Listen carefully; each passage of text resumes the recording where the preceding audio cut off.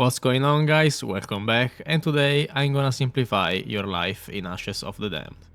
I will guide you in the shortest ways possible, and I will give you all the tips to survive the Easter egg, in solo and in multiplayer. Before going to the step, I want you to know that there are many ways you can simplify your life even more, such as permanent perks, free ray gun, free pack-a-punch. You can also critical knife kill zombies to get even more points, or collect items that you can brew into perks while collecting the Easter egg parts. So I want you to research those things before even starting, because we are not going to cover them in this video. So let's get our hand dirty and let's go straight into the Easter egg. First thing first, there are many things you have to do and pick up. It is important to stay at the lowest round possible and get good management of the rounds. If you are with some friends, you can delegate one to pick up the serum items, one to go to the diner, and one to focus on the wonder weapon. The person going to the diner can also be the one collecting items. If you are in solo instead, start in Blackwater. To make your life easier, on the left there is farm and on the right there is Blackwater from the spawn. So let's get into the items needed for the serum. From Blackwater you will need the jar of spores, which is located in the kitchen. For the next step, we will use the jar of spores we already picked up. And all we have to do is interact with these infested ores here on the ground at farm. After doing that, a red glow will appear, meaning a mushroom will grow in a few rounds. Once it's fully grown, it will look like this and you can pick it up. From the diner instead, you will need to drop a key. There is also a tomahawk that you can use for the later step, so if you can, pick it up and save it for later. Kill a bunch of zombies in the diner and they will drop the key. You will need the key to open the freezer in the diner. You will have here the part of the abomination you can use to upgrade Tessie. Bring Tessie to Ashwood and install the abomination. Once installed, you can now obtain another piece for the serum by destroying one of these purple cocoon here around the map that you can find in the outer paths, and it will drop you the Ask chunk. Another piece you need to obtain is the Ravager Eyes that you can obtain at round 5 or at maximum 10. Try to get them the earliest possible. To obtain them, you have to kill the Ravagers with the trap in any place you want, and they will drop a pair of eyes. Now we will use the tomahawk we got from the diner or from the table to cut off the leg of this zombie, and then we will need to set fire on it with a molotov. This will drop the human bones. For the next part, you will need to have the Necrofluid Gauntlet and the Wisp Tea perk. Notice that you can use the Wisp Tea perk in Ashwood to unlock this mirror here in this room, even before you still have the Necrofluid Gauntlet. When you have the Necrofluid Gauntlet, you will need to shoot your primary fire at the mirror and then reload to get the powder. Don't worry, I will show you shortly how to get the Necrofluid Gauntlet. For the last part of the serum, you will need to kill a Zursa, dealing the most damage with the abomination installed on Tessie precedently. If you fail to deal the most damage with Tessie, it will not drop you the last item. If you done it correctly, you will drop the mysterious limb.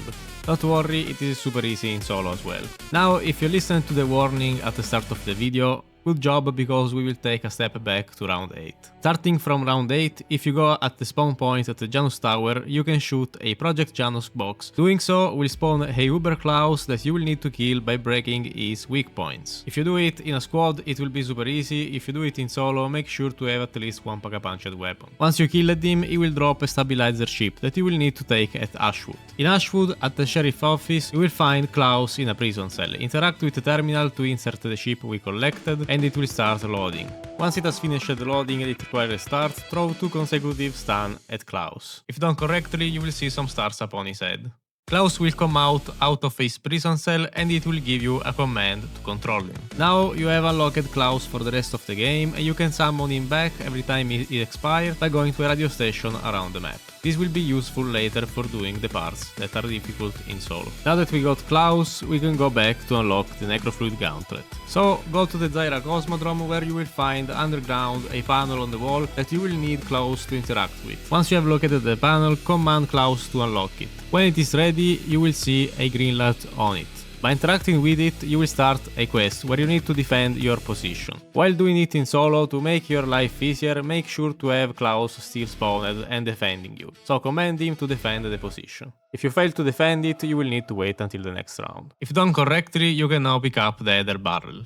You will now need to fill the barrel with power at the power generators. When you fill the barrel for the first time, you will be on a timer for the rest of the challenge. To simplify even more your life, I'm gonna show you where the paths starting from Ashwood take you and the best routes to get it done more easily. So these are where the for opening at Ashwood take you, and these are the best routes to get it done more easily and faster. without making any mistakes. As you can see from the video, this is the path I used and it worked correctly. Once you have filled up the canister entirely, you will need to take it to the farm in the basement. There you will find the cube and you will need to interact with it. It will start an animation. From there you will need to take the launch pad to the Janus Towers. This way you will see 3 symbols on top of the barn and you will need to memorize them and input them into the cube. You will then need to interact with the eye and you will get the Necrofluid Gauntlet. When you pick it up, a new challenge will start. This time you will be in a lockdown. You will need to fire the primary fire of the Necrofluid Gauntlet at the blobs on the wall and reload to explode them. Being in a group will make this very easy. If you are in solo, you can spawn Klaus before starting the challenge. He will help you defend the position. Now that you have got the Necrofluid Gauntlet, we can finally go to Yuri's lab and proceed with the Easter egg.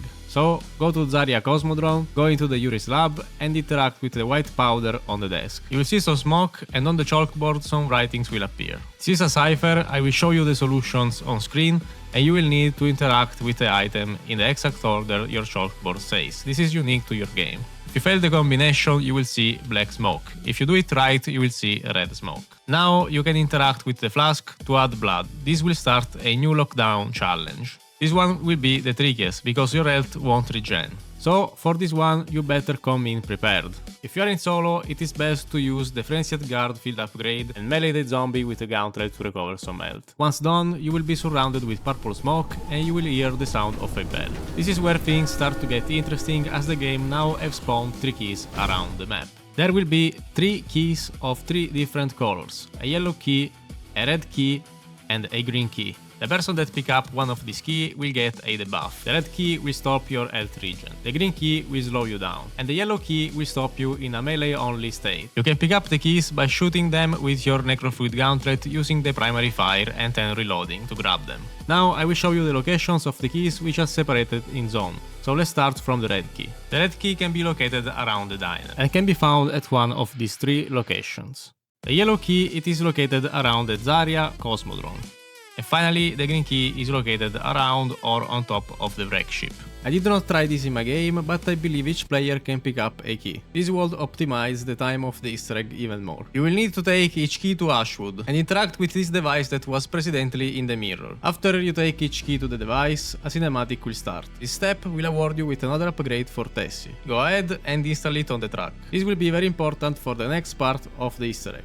Now listen to me carefully, because you will need to do this each time for each of the next subsequent steps. In the middle of Ashwood there is a floating clock that you will need to shoot with a turret. This will slow down the clock and will allow you to charge the gauntlet with Dark Aether power. You can charge your gauntlet for each phase of the clock. However, the clock is on a timer, so at some point it will go out. If for some reason the clock went out or you wasted all the phases, you will need to go to the next round. So, to charge your gauntlet, shoot at the face of the clock and recall the dart with reload. The charge shot will expire if you wait too much or if you shoot at something. For the next part of the Easter egg, you will need to use this charge shot a lot to do some quests. Notice that except from Blackwater, it seems you can do all the quests in a different order. I will now show you the Zarya Cosmodrome first, but consider going to the diner as soon as the storm begins. If you still don't have the storm at the diner yet, consider prioritizing the farm instead, as there you will have a defending challenge, so it's better to do it at lower rounds. The Cosmodrome quests will actually be really simple. As you can see, the radar antennas are now spinning really fast. You will need to shoot them with a charged shot. This will cause them to permanently slow down. This is actually the easiest, and you can get it done all in the same round by going back and forth from Ashwood to charge your gauntlet. Once you slow it down both radars, if you go to the control room, you will now see numbers and symbols on the monitors. The symbols will be our next cipher, so quickly take a look at them and they will translate in one of these words. From these words you will extract these numbers. And now you will need to input these numbers on the monitor. To insert your input, you will need to shoot at the red button on the monitor.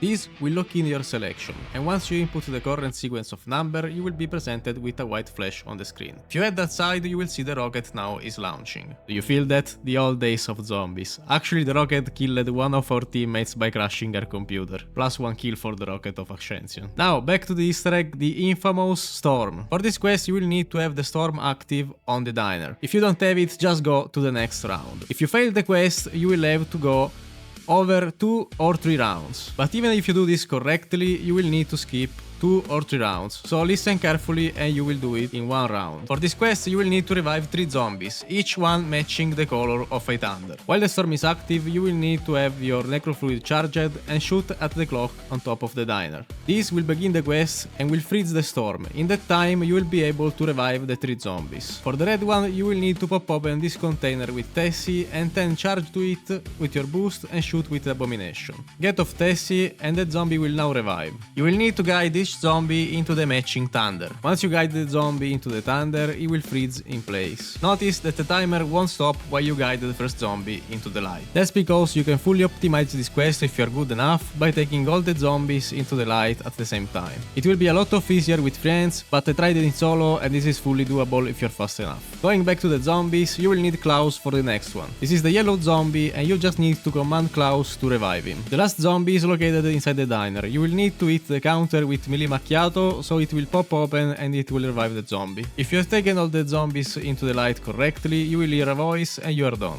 For the diner quest, you will now need to go into the house and take a look at the clock.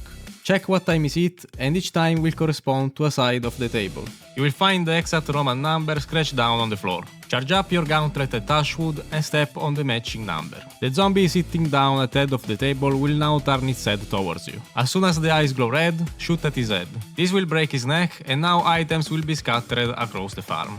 One will be located in this dresser on the second floor, the other will be in the basement at the bathtub, another one will be located in this location at the barn, and the last one will be at the mystery box room at this workbench. Now you will need to place each item at this marking on the ground. Once you have placed them all, you will need to find the one that will start the quest and interact with it. You will now need to defend each item by preventing them to take so much damage. If you are with friends, this will be really easy. In solo, get to Kashmir, I don't know what they're called, device, and throw them when you're getting overwhelmed with zombies. Once you completed all the quests, now at Blackwater you will find this soul, interact with it and you can proceed to the next step. Again, charge your Gauntlet at Ashwood and prepare a phone to record the screen. Head to the projector room and shoot it with the charged Gauntlet. The reel will now show you 4 images in order unique to your game. At each of these locations there will be a film that you will need to shoot in the correct order. If you mess up, you will get jump scared. I will now show you each corresponding location. The front of the house will correspond to this reel.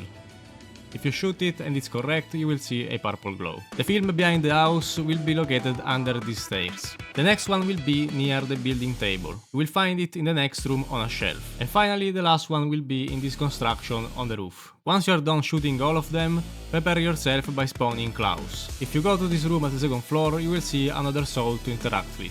Interact with it and wait for the interaction to finish. As soon as it is done, command Klaus to interact with the box. You will take something from the box and he will walk downstairs. He will now stop at this location and if you interact with him, he will start a vote to begin the last trial to start the boss fight. This is basically the point of no return, so prepare yourself accordingly and start the vote. For the last and final trial, you will need to open Tessie and collect for each zone 3 souls. If you miss a soul, the trial will fail. So make sure to take your time, stop and collect each of the 3 souls in the zone before going to the next one. If you go down the Janus Tower path and then head to Blackwater, you should find all the souls. Once you reach Blackwater, you will find the last 3 souls. Upon collecting the last one, the boss fight will start immediately. Now for the boss fight, you basically need to deal damage with Tessie. So give the card to the player with the most skill with Tessie. The basics are that you need to charge with the boost against the monster and you will deal damage. The boss will go absolutely nuts shooting rockets at each place, so try to dodge the most of them because they do an incredible amount of damage.